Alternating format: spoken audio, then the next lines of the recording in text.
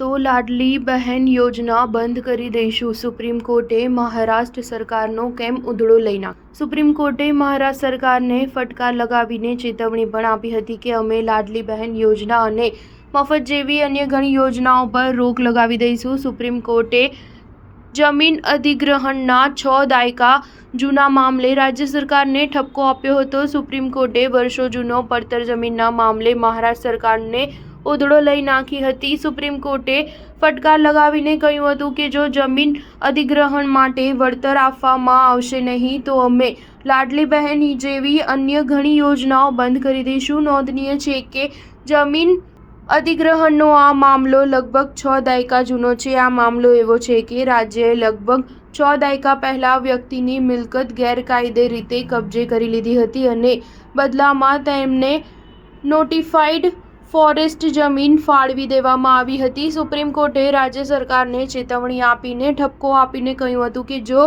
જમીન ગુમાવનાર વ્યક્તિને યોગ્ય વળતર નહીં આપવામાં આવે તો ગેરકાયદે અધિગ્રહણ કરેલી જમીન પર બાંધવામાં આવેલા બાંધકામોને તોડી પાડવામાં આવશે. આ ઉપરાંત સુનાવણી દરમિયાન જસ્ટિસે કહ્યું કે જો અમને રકમ યોગ્ય નહીં લાગે તો અમે સ્ટ્રક્ચર તોડી પાડવા માટે સૂચના આપીશું. યોગ્ય ભાવનો આંકડો લઈને આવો તેમજ તમારા મુખ્ય સચિવને મુખ્યમંત્રી સાથે વાત કરવાનું પણ કહો, નહીંતર અમે તમામ યોજનાઓ બંધ કરી દઈશું. સ્ટાર ન્યૂઝ 7 હંમેશા સચ્ચાઈની સાથે.